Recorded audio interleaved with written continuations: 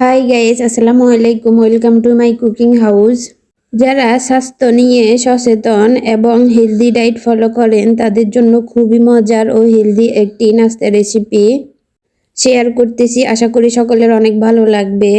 মশলাবিহীন ও তৈলবিহীন খুবই মজার একটি নাস্তা রেসিপি। আশা করি সকলের অনেক ভালো লাগবে, সব উপভোগ করুন।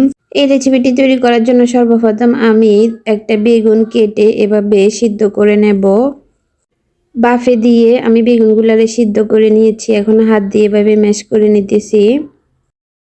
পেঁয়াজ এবং শুকনা মরিচ লবণ দিয়ে মিক্স করে তারপর বেগুনের সাথে আমি ভালোভাবে মিক্স করে নেব। এইভাবে মিক্সিং করে তারপর এক পাশে রেখে দেব। আলাদা একটা মিক্সিং বলের মধ্যে আমি পরিমাণ মতো আটা নিয়ে নিয়েছি। স্বাদ মতো কিছু লবণ দিয়ে পরিমাণ মতো পানি দিয়ে একটা বড় সাইজের ডো তৈরি করে নেব। এইভাবে হাত দিয়ে মুথে আমি বড় সাইজের একটা ডো তৈরি করে নিয়েছি। এখন আমি ছোট ছোট লিচি কেটে একটা বড় করে রুটি বেলে নেব। ঝটফট খুবই মজার একটি নাস্তা রেসিপি। আশা করি সকলের অনেক ভালো লাগবে আর হেলদি একটি নাস্তা। এইভাবে একটা রুটি বেলে নাইফ দিয়ে কেটে 3 ভাগ করে নেব। তারপরে এই কাটা অংশে আমি বেগুনের মিশ্রণগুলো দিয়ে দেব। অনেক হেলদি একটি নাস্তা রেসিপি। ছোট বড় সকলের জন্য অনেক পছন্দের একটি নাস্তা। ঝামেলাবিহীন নাস্তা, সবাই অনেক পছন্দ করবে। ফুল ভিডিও দেখে অবশ্যই লাইক কমেন্ট করে জানাবেন ভিডিও কেমন লেগেছে। ভালো লাগলে শেয়ার দিয়ে ফ্রেন্ডস এবং ফ্যামিলির সাথে তাদের দেখার সুযোগ করে দিবেন।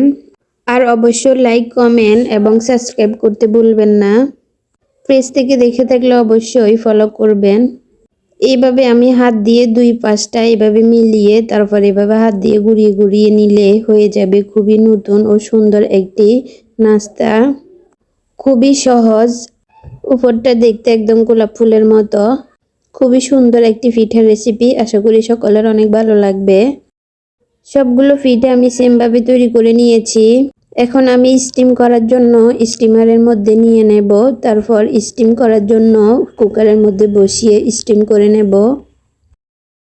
এভাবে ঢাকনা দিয়ে 5-6 মিনিট এভাবে স্টিম করে নিলে কমপ্লিট হয়ে যাবে খুবই দারুণ টেস্টি একটি পিঠা। এইভাবে বাফে দিয়ে আমি কয়েক মিনিট বাফিয়ে নিয়েছি আর এইভাবে কমপ্লিট হয়ে গেল। আমি এখন নামিয়ে গরম গরম পরিবেশন করব। যারা এতক্ষণ ধৈর্য ধরে আমার ফুল ভিডিও দেখেছেন তাদেরকে অসংখ্য ধন্যবাদ। বিকেলের জন্য খুবই মজার ও হেলদি একটি নাস্তা রেসিপি। আশা করি আপনাদের অনেক ভালো লেগেছে। ভালো লেগে থাকলে অবশ্যই লাইক কমেন্ট করে জানাতে ভুলবেন না। তো এনাফ টুডে গাইস, সবাই ভালো থাকুন। আল্লাহ হাফেজ।